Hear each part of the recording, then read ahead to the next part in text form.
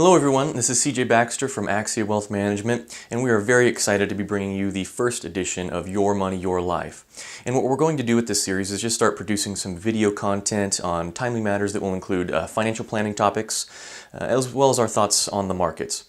Which leads us to today's video to just bring some perspective on the current market volatility, because I know you all love this market volatility so very much. So first off, I wanted to share some perspective on bull and bear markets and review some interesting charts that should put some of these market corrections into perspective for you, so you better understand the history of market cycles, and with that hopefully worry a little bit less about your portfolio. And for those of you not familiar with the term bear and bull markets, a bear market is a period of time where the market is decreasing versus a bull market, which is a period of time where the market is increasing.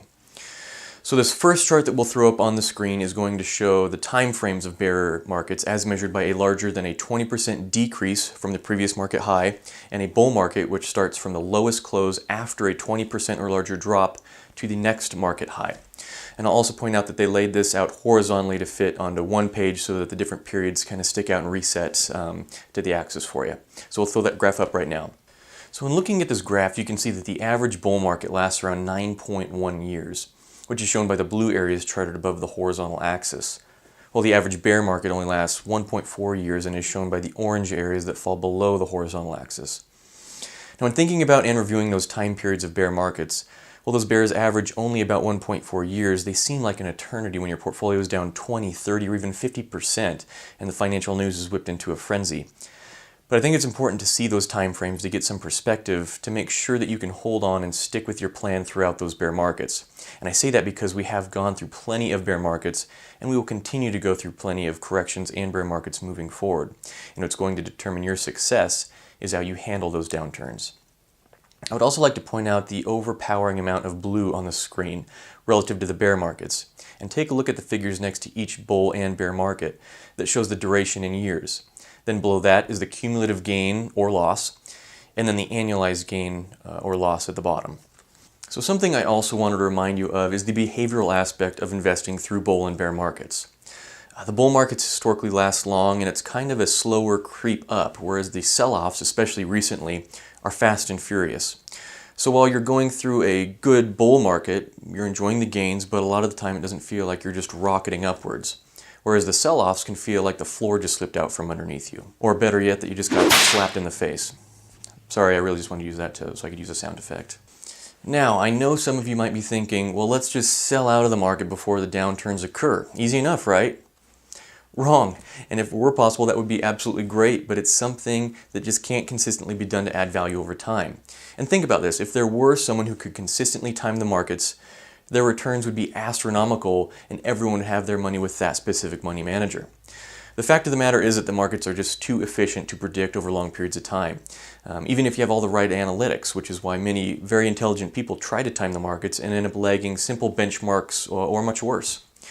It's also why many famous investors like Warren Buffett and Peter Lynch don't believe in forecasts. These guys have even produced some famous quotes over the years on the matter, and here's a couple that we'll throw up on the screen for you. A great one by Warren Buffett is, "The only value of stock forecasters is to make fortune tellers look good." Another great one by Peter Lynch, "Far more money has been lost by investors preparing for corrections or trying to anticipate corrections that has been lost in corrections themselves." And think about that one, either getting really conservative while the market's just cranking away, or going to cash while the market's rolling in anticipation while you're missing out on all those returns. And another one from Warren Buffett is, "Forecasts may tell you a great deal about the forecaster. They tell you nothing about the future." So next, and because I love visuals, I'm going to show you another great chart that will show the risk of actually trying to time the markets. So this is showing you the return of the S&P 500 from 1990 to 2017.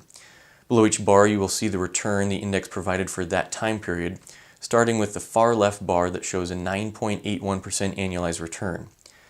Now the next bar to the right shows the performance of the index if you missed out on the best day during that time period.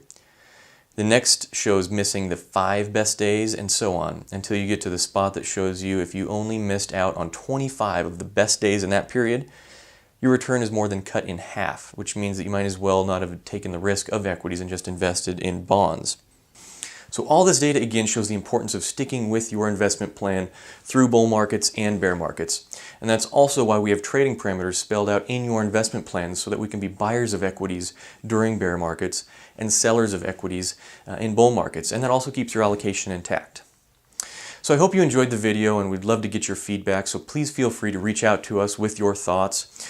And then would also love to hear from you about certain topics or questions or concerns that you have, either regarding the markets or certain financial planning topics, stuff like that, so we can cover them in future videos.